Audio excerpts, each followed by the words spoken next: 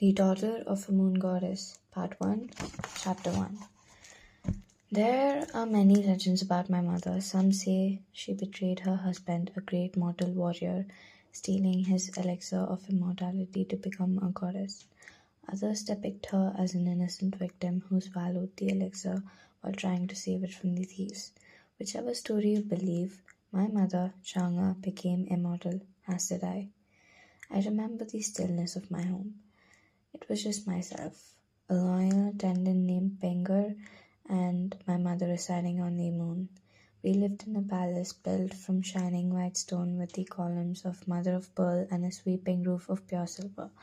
Its vast rooms were filled with cinnamon wood furniture, their spicy fragrance wafting through the air. A forest of white osmanthus trees surrounded us with a single laurel in its midst, bearing luminous seeds with an ethereal shimmer. No wind nor bird, not even my hands could pluck them. They cleaved to the branches as steadfastly as stars to the sky.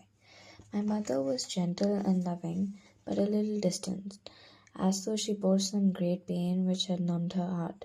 Each night, after lighting the lanterns to illuminate the moon, she stood out on our balcony to stare at the mortal world below. Sometimes I woke just before the dawn and found her still standing there, her eyes shrouded in memory. Unable to bear the sadness in her face, I wrapped my arms around her, my head just coming up to her waist. She flinched at my touch as though aroused from a dream, before stroking my hair and bringing me back to my room. Her silence pricked me. I worried that I had upset her, even though she rarely lost her temper. It was Pinger who finally explained that my mother did not like to be disturbed during those times. Why? I asked. Your mother suffered a great loss. She raised her hand to stall my next question. It's not my place to say more. The thought of her sorrow pierced me. It's been years. Will mother ever recover? Pinger was silent for a moment. Some scars are carved into our bones, a part of who we are, shaping what we become. Seeing my crestfallen expression, she cradled me in her soft arms. But she's stronger than you think, little star, just as you are. Despite these fleeting shadows, I was happy here, if not for the gnawing ache that something was missing from our lives. Was I lonely? Perhaps. Although I had little time to fret over my solitude, every morning my mother gave me lessons on writing and reading. I would grind the ink against the stone until a glossy black paste formed, as she taught me to form each character with fluid strokes of her brush. While I cherished these times with my mother, it was the classes with Pinger that I really enjoyed the most. My painting was passable and my embroidery dismal, but it did not matter when it was music I fell in love with. Something about the way the melodies formed stirred emotions in me which I did not yet comprehend, whether from the strings plucked by my fingers or the notes shaped by my lips. Without companions to vie for my time, I soon mastered the flute and chin, the 7-stringed sitar surpassing Pinger's skills in just a few years. On my 15th birthday, my mother gifted me a small white jade flute that I carried everywhere in a silk pouch that hung from my waist. It was my favorite instrument. Its tone so pure, even the birds could fly up to the moon to listen, though part of me believed they came to gaze at my mother too. Sometimes I caught myself staring at her, entranced by her perfection of her features. Her shape was shaped like a melon seed, and her skin glowed with the lustre of a pearl. Delicate brows arched over slender jet black eyes which curved into crescents when she smiled. Gold pins gleamed from the dark coils of her hair, and red peony was stuckled in one side. Her inner garment was the blue of the moon sky, paired with a white and silver robe that flowed to her ankles. Wrapped around her waist was a vermilion sash, ornamented with tassels of silk and jade. Some nights, as I lay in bed, I would listen out for their gentle clink, and sleep came easy when I knew she was near. Pinker assured me that I resembled my mother, but it was like comparing a plum blossom to the lotus. My skin was darker, my eyes rounder, and my jaw more angular with a cleft in the center. Perhaps I resembled my father. I do not know. I never met him. It was years before I realized that my mother, who dried my tears when I fell and straightened my brush when I wrote, was the moon goddess. The mortals worshipped her, making offerings to her each mid-autumn festival. On the 15th day of the 8th lunar month, when the moon was at its brightest, on this day they would burn incense sticks for prayer and prepare mooncakes, their tender crusts wrapped around in a rich filling of sweet lotus seed paste and salted duck eggs. Children would carry glowing lanterns shaped as rabbits, birds, or fish, symbolizing the light of the moon.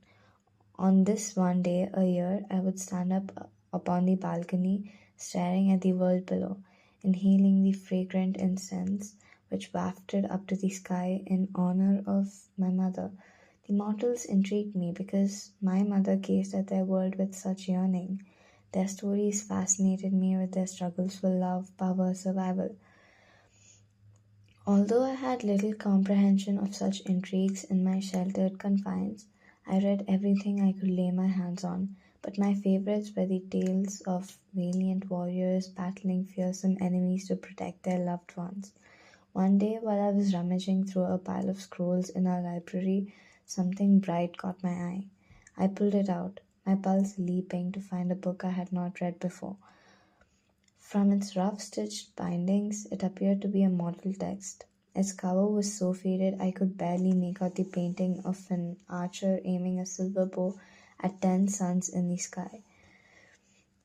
It traced the faint details of a feather within the orbs. No, not the suns, but birds curled into balls of flame. I brought the book back to my room, my fingers tingling as I clutched the brittle paper to my chest. Sinking down on a chair, I eagerly turned the pages, devouring the words. It began as many tales of heroism did, with the mortal world engulfed by a terrible misfortune. 10 sunbirds rose in the sky, scorching the earth and causing great suffering. No crops could grow on the charred soil, and there was no water to drink from the parched rivers. It was rumored that the gods of heaven favored the sunbirds, and no one dared to challenge such mighty creatures. Just when all hope seemed lost, a fearless warrior named Hui took up his enchanted bow of ice. He shot his arrows into the sky, slaying 9 of the 10 sunbirds and leaving 1 to light the earth. The book was snatched from me. My mother stood there, flushed, her breaths coming short and fast. As she gripped my arm, her nails dug into my flesh. "Did you read this?" she cried. My mother rarely raised her voice. I stared blankly at her, finally managing a nod.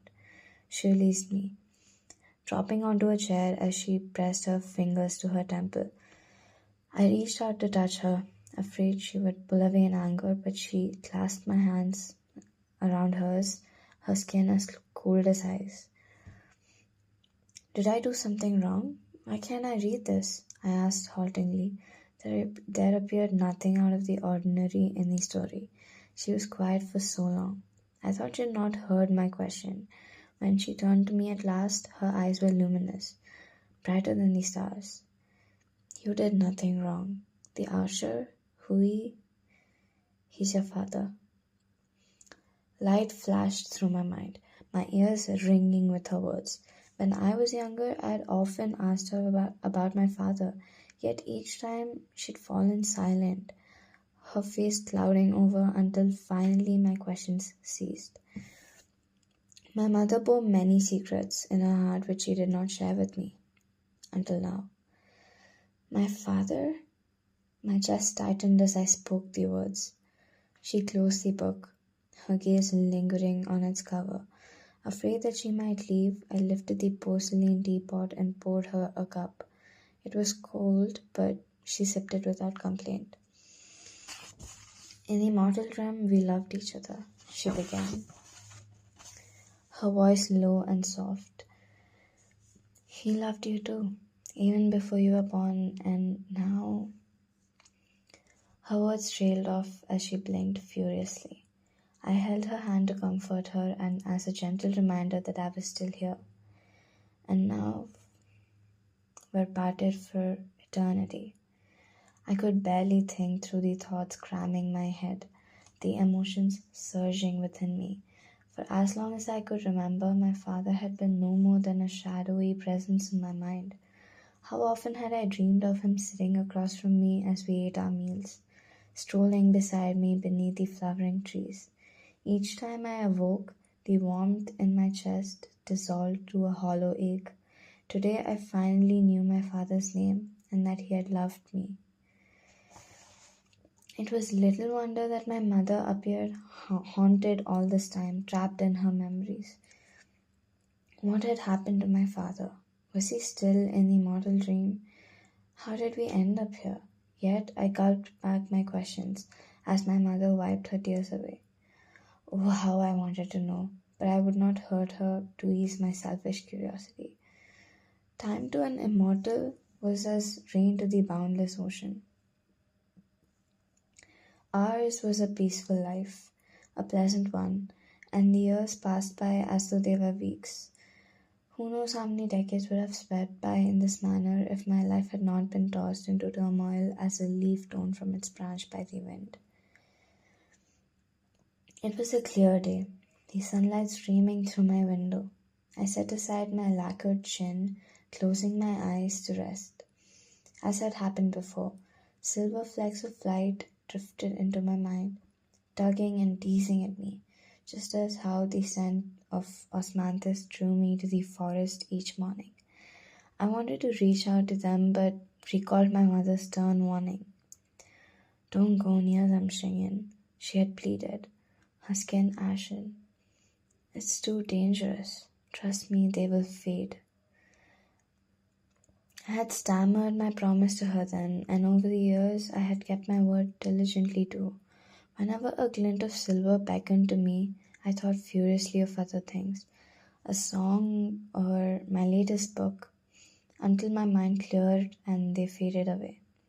Yet it was harder each time, the lights blazing brighter, their call more tantalizing, the urge to reach out almost overwhelming.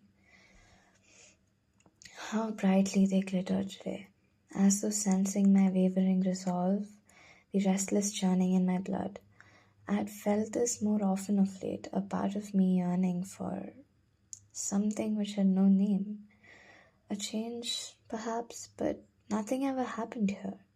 Nothing ever changed. The lights did not seem dangerous. Was my mother mistaken? She had cautioned me against countless things as harmless as climbing a tree or running through the halls, maybe recalling such perils from a mortal childhood. I drew closer to the distance in my mind, closer than I had ever been before. Something clutched at me, dragging me away. Was it fear or guilt? But reckless now, I tore through it as though it were cobwebs. I was at the brink, teetering on the edge. A current raced through my veins, whispers coiling between my ears. Leaning forward, I reached out, only to see the shimmering silver scatter as the starlight at dawn. My eyes flew open, my senses tingling. I had no idea how long I sat there, lost in a daze. Beyond my window, the evening sun infused the sky with threads of rose and gold. The thrill gone, remorse sat like a stone in my chest. I had broken my promise to my mother, and worse yet, I wanted to do it again. Those lights were not dangerous. They were a part of me. I knew that now with startling certainty. Why had she warned me from them? I will ask her, I decided, rising to my feet. I'm old enough to know. Just as I reached the entrance, a strange energy thrummed through the air, raising the hair on the back of my neck. Immortal auras, unfamiliar to me, shifting and mingling as the clouds in the sky. I could not tell how many, although one seemed to blaze brighter than the rest. far stronger than my mother's or fingers. Who had come here? As I flung the doors open, my mother flew into my room. I stumbled back, knocking into a chair. Did she discover what I had done? Was she here to scold me? I hung my head. Sorry, mother, the lights. She grasped my shoulders. Never mind that, Shingen. A visitor has arrived. She mustn't know that you're here, that you're my daughter. My pulse raced at the thought of meeting someone new. Then her meaning sank in, as did her tone, and my excitement crumpled like a sheet of paper. You don't want me to meet your friend? Her hands fell away from me, the planes of her face hardening until they seemed carved from marble. Not a friend. She's a empress of the celestial kingdom. She doesn't know about you. Nobody does. And we can't let them find you. Her words, tumbling out in a rush, startled me. Despite the excitement which sparked within, I had read the celestial kingdom was the mightiest of the 8 mortal lands, nestled like a precious teardrop at the heart of the realm. Its emperor and empress lived in a palace that floated upon a bank of clouds, from where they governed over the celestials and mortals, and watched over the sun, moon, and stars. In all our time here, they had never deigned to visit our remote home. So, why now? And why did I have to hide? A strange flutter in the pit of my stomach spread icy tendrils through my core. Is something wrong? I asked, hoping she would deny it. She touched my cheek gently. I'll explain everything later. For now, stay in your room and don't make a sound. I nodded and she left, shutting the doors behind her. Only then did I realize that my mother had not answered my question. I opened the book, dropping it down again after reading the same 9 thrice. My fingers plucked a chin string, but then pinched it to muffle the note. As I stared at the closed doors,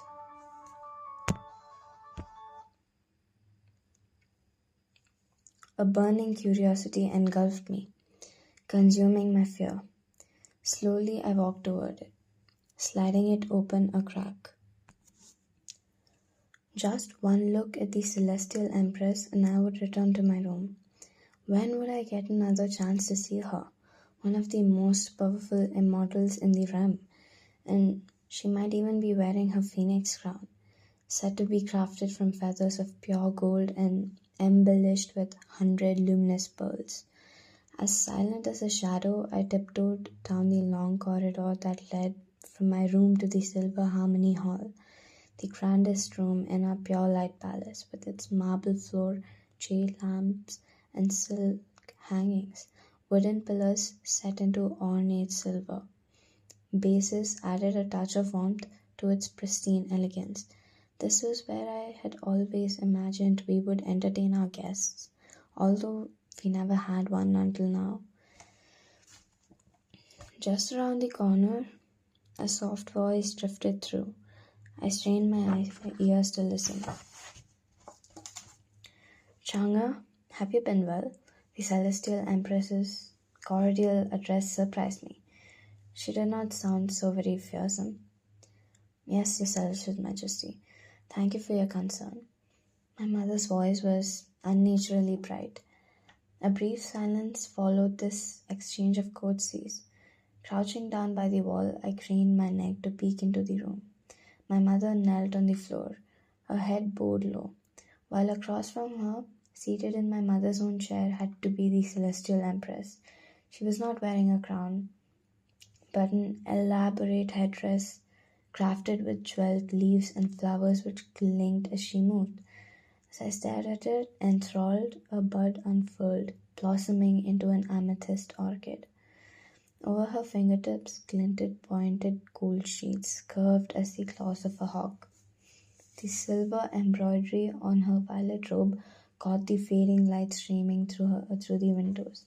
Unlike my mother's delicate and calm aura, hers was a strong one, pulsing with heat. She was dazzling, but her glossy lips against her white skin made me think of freshly spilled blood on snow. As befitting her exalted position, the Empress had not come alone. 6 attendants stood behind her, along with a tall, immortal man, his complexion darker than the rest. Flat pieces of amber adorned his black hat.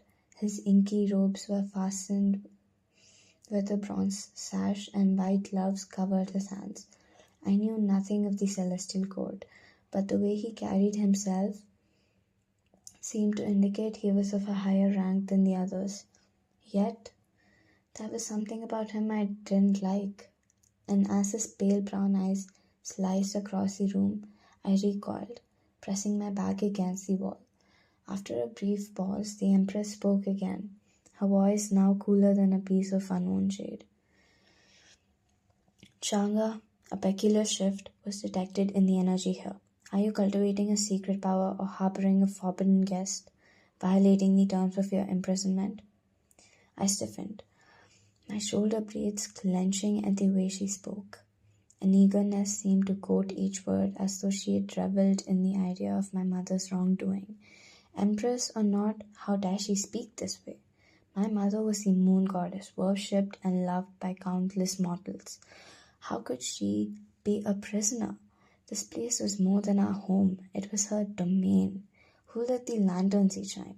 Who did the trees sway and sigh for as she walked past? How could she do anything that wasn't her right?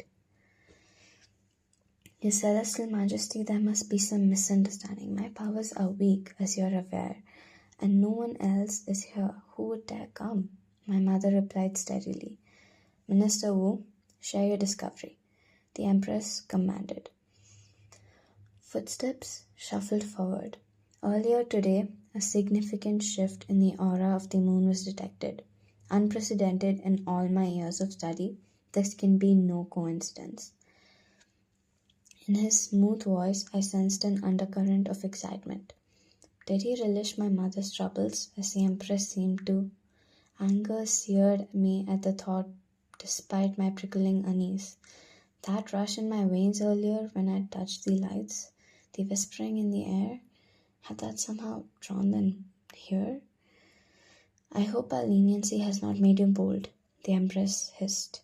You were fortunate before to have been imprisoned here in comfort for stealing your husband's elixir of immortality. You escaped the lightning whip and the flaming rod then. But that will change if we discover you're engaging in further deceit. Confess now, and we might be more merciful, she lashed out, shattering the tranquility of our home. My fist flew to my mouth, smothering my gasp. I had never asked my mother how she ascended to immortality, sensing it caused her pain. Yet, ever since I read the tale of the sunbirds, one question kept winding through my mind. Where was my father? To hear that he had been bestowed the elixir and my mother was accused of stealing it, something twisted in my gut. The Empress was wrong, I told myself fiercely, burying a treacherous kernel of doubt. My mother neither flinched nor denied these vile accusations. Was she accustomed to such treatment from the Empress? As I peeked into the room again, she folded over to press her forehead and palms to the floor. Your Celestial Majesty, Minister Wu, perhaps this phenomenon was caused by recent realignment of the stars.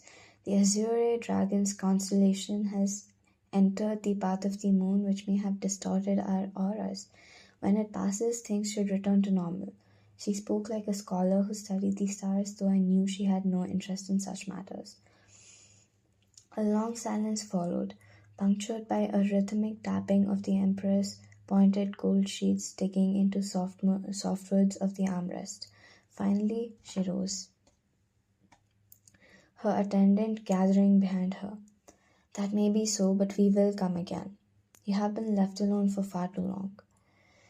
I was glad for them to leave, despite the threat that lurked beneath the Empress's tone like a silk cord yanked tight, unable to bear listening to more. I crept back into my room and lay on the bed, gazing out through the window. The sky had darkened into the elusive violet grey of dusk. When the last of day gives way to night, my mind was numb.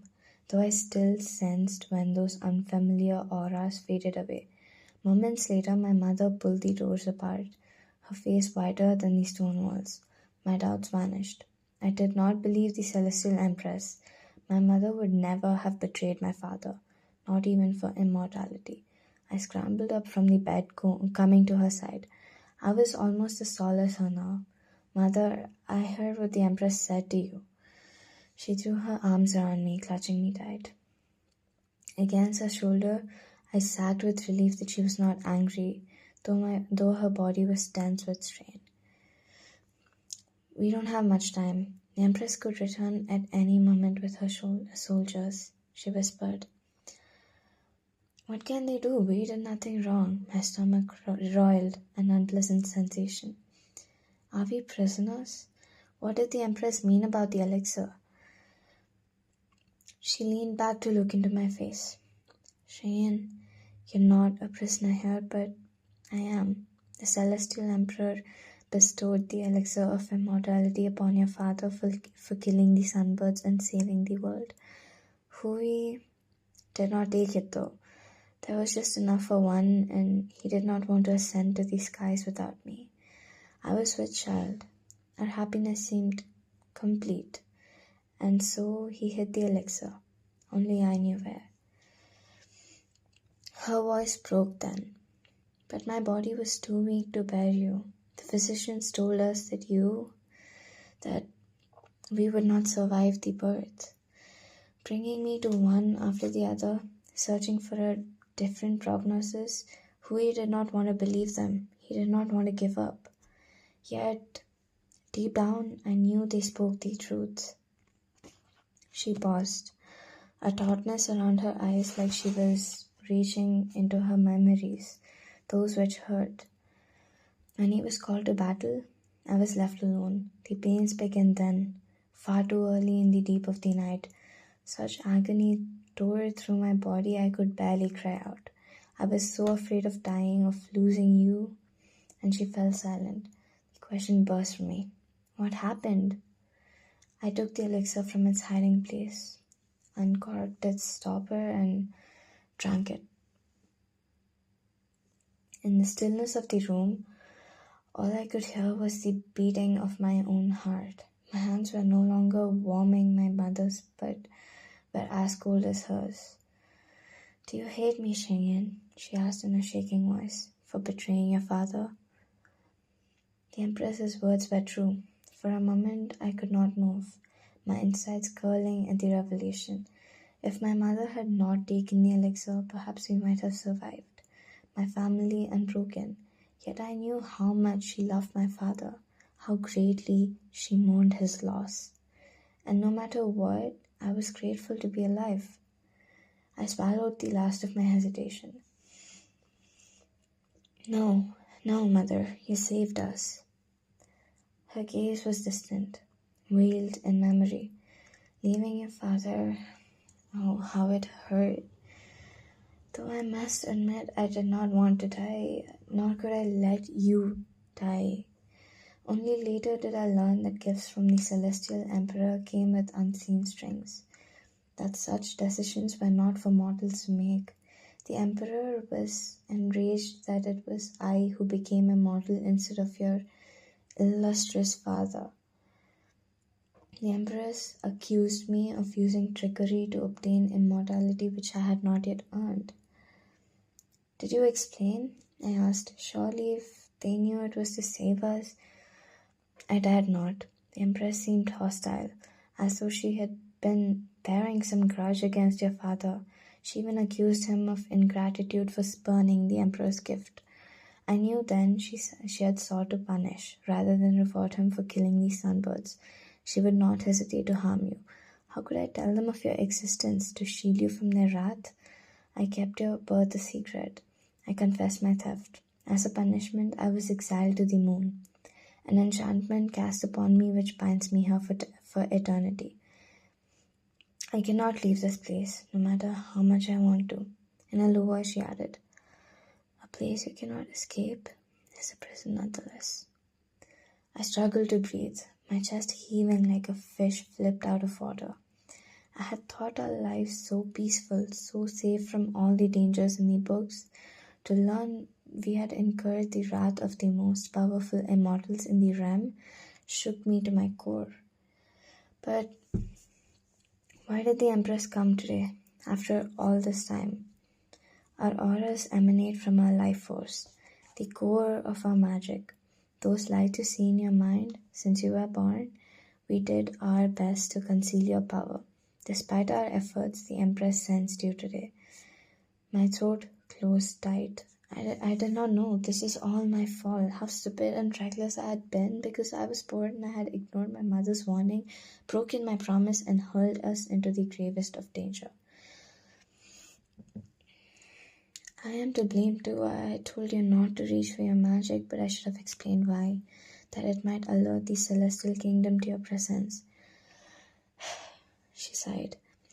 It would have happened eventually. With every year you grow stronger. If they find you, a punishment will be severe. I have no doubt. I feel less for myself, but what would they do to you, an immortal child who is never meant to be? What can we do? The only thing we can. You must leave this place. Fear glazed my skin like ice forming over a lake. To never see my mother again, I was suddenly afraid to let go of her. Can't I stay with you? I'll hide. Train me so I can help. We can't. You heard the Empress's words. They will be watching us even more closely now. It's too late. Maybe you convince them. Maybe they won't come back. A desperate plea. A childish hope. I may have bought us a little time, but the Empress would not have come on a whim. They will return, and soon. Her voice thickened, clogged by emotion. We can't protect you. We're not strong enough. But where will I go? When will I see you again? Each word was a blow, giving shape to the forming nightmare. Pinger will bring you to her family in the southern sea. She spoke brightly now, as though trying to convince us both. I hear the ocean is beautiful. We'll have a good life there, free from the clouds that hangs over us. Pinger had shared with me all she knew of the lands beyond, stirring my imagination which hungered for adventure. The Great Sea was divided into 4 domains, stretching from the eastern shore to the southern ocean, from the cliffs in the west to the waters in the north. I had been transfixed by her tales of the creatures who lived in the glittering cities underwater or upon the golden shores. How I had dreamed of exploring them. Yet never had I imagined fleeing from my home to do so. What use were adventures when there was no one to share them with? My mother's hand closed around mine, dragging me back to the present. You must never tell anyone who you are, all right? The Celestial Empress has informants everywhere. You would take your very existence as an unforgivable insult. She spoke urgently, her eyes pouring into mine until I choked out my promise to her. Leaning toward me then, she fastened something around my neck, a gold necklace with a small jade disc. It was the color of spring leaves, with a carving of a dragon on its surface. My fingers rubbed the gold stone, feeling a thin crack in the rim. This belonged to your father. Her eyes were as dark as a moonless night. Don't tell anyone who you are, but never forget either. She held me close. Stroking my hair, I kept my head down covertly, not wanting to see her leave, wishing this one moment could last forever. Her knuckles brushed my cheek once, and then there was nothing except an aching emptiness. Sinking onto the floor, I wrapped my arms around my knees. Oh, how I wanted to scream and howl and beat my fists against the ground. My hands flew to my mouth, muffling my hoarse sobs, but my silent tears, I let them stream down my face. In the single night it took the moonflower to bloom and wither, my life had been upended. My path, which had seemed a straight road, had taken a turn into the wilderness, and I was lost. The room was dark. Night had fallen. The moon was still cloaked in shadows as the lanterns had yet to be lit. Moonrise would be late in coming tonight. Urgency jolted me into action. I did not wish to be discovered if Mother and Pinker would be punished. While death was rarely inflicted upon immortals, the Empress's threats of lightning and fire made my body clench in terror. Pinker helped me wrap my belongings into a white piece of cloth. Not too many and nothing to find to avoid arousing suspicion. Her eyes were rimmed red, but seeing my stricken expression, she added, "You'll be safe in the Southern Sea, as well hidden as one star in the heavens. My family will look after you and teach you all you need to know." She knotted the ends of the cloth together, forming a bag that she slung over my shoulder. "Shall we go?" I did not want to, yet numb to everything, I nodded. What else could I do? I could not even blame the vagaries of fate when it was I who had brought this upon us. As Pinker and I hurried through the entrance, heading east into the osmanthus forest, I glanced back. One last time. Never had my home seemed more beautiful than in this moment when I was pressing each curve, each stone into my mind. The 1,000 lanterns illuminated the soil, the silver roof tiles reflected the stars, and on the balcony where I had stared at the world below, there stood a slender figure in white. My mother's gaze was not fixed on the mortal trim, but on me. Her fingers lifted in farewell. Ignoring Pinker's urgent tug on my sleeve, I sank to my knees, folding myself over to press my forehead to the soft earth. My lips moved in a silent vow that I would return, that I would set my mother free. I did not know how, but I would try with everything that was in me. This would not be our end. As I followed Pinker toward the cloud which would carry us away, pain struck my heart so sharp and clear it fractured, only kept whole by a slender thread of hope.